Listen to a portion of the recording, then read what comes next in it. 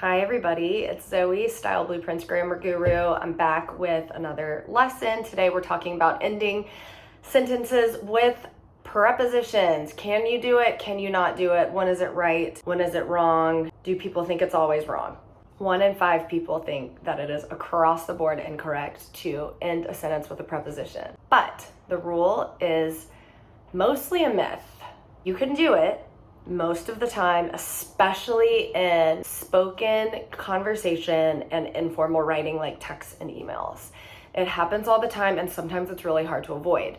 If you are writing a cover letter or a business pitch or a paper for school, I would steer clear, because you just never know if one of your readers is one of those people who thinks it's always wrong. They might dock you even if it's just in their head because they think you don't know this made-up grammar rule. So I'm gonna go through some examples of when I think it might be okay, when it's definitely okay, and when it's absolutely not okay to end a sentence in a preposition. Let's first discuss what a preposition is. So it is a part of speech that usually comes before a noun that connects a noun or pronoun to another part of the sentence.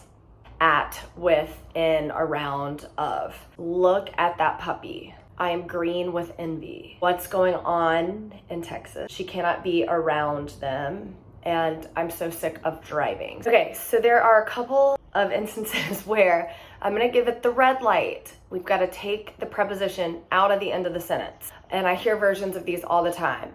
Where are you headed to? Where are you headed? Here's where we're at. Here's where we are. Where should I send that package to? Where should I send the package? Where should I meet you at? Where should I meet you?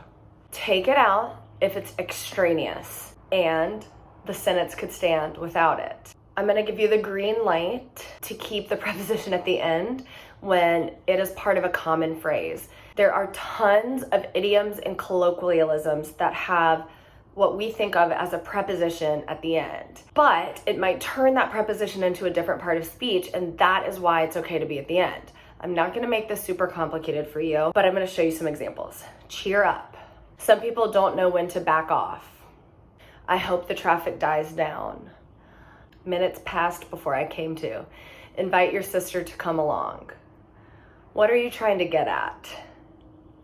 I think the medicine is starting to wear off. Let that sink in. Do you wanna hang out?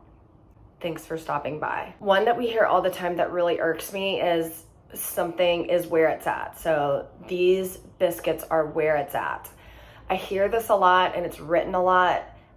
Okay, it is technically a colloquialism that is widely accepted. I don't use it. Yellow light. Sometimes it's okay to end a sentence in a preposition, but sometimes there might be better phrasing. If the preposition is part of an informal phrase, sometimes it lands at the end. Like, the work hours are too much for me to put up with. A great spicy margarita is hard to come by.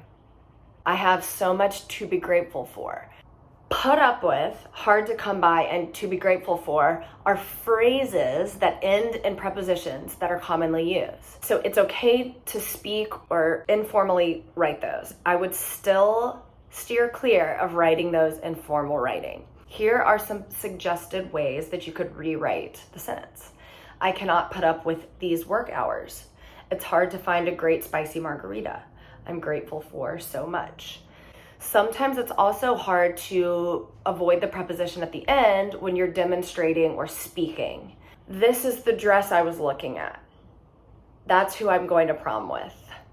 It's what they're known for. Honesty is something he knows nothing about.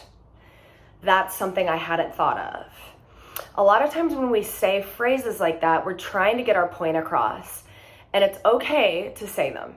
Let's talk about how you would conversely change those examples to move the preposition to be in the middle, which some people think you have to do. It's also going to employ active voice and probably use fewer words. I was looking at this dress. I'm going to prom with her. They're known for this. He knows nothing about honesty, and I hadn't thought of that. 5 different ways to say it, but also might not get your point across exactly how you are speaking it or demonstrating. One of the funniest parts about this rule is that when you fix it, sometimes it sounds so contrived and bookish and nerdy and weird that it's just better to just leave it as is. This happens a lot in questions. What did he die of? What did I just step on? Where did you come from? What should I put the leftovers in? Technically, those are correct because the prepositions at the end are not extraneous. For example, I couldn't say, what did he die? You can't say it without the preposition, but if you were to move the preposition, it sounds really weird. It turns into this 20th century England nonsense of what did he die? On what did I just step? From where did you come? And what should I put the leftovers? Nobody speaks like that. Just have the preposition at the end if you're asking a question like that in an informal setting. My final thoughts on this. I don't like it. I don't like to do it. There are some times where you just can't avoid it. If it is extraneous, get rid of it. Where's it at? Where at? In the other situations, sometimes it's correct. Even though your reader might think it's not, and it is, it might behoove you to just change it. Keep your diction and your syntax clear. Use fewer words. Change up your sentence. It shouldn't take much effort. There's probably a better way that you could say it, and you completely eliminate the risk of making your professor or your boss or Style Blueprints Grammar Guru upset. I hope you all learned something today. If you have any prepositional questions, please let me know. Another episode is coming in a few weeks. Can't wait to see y'all.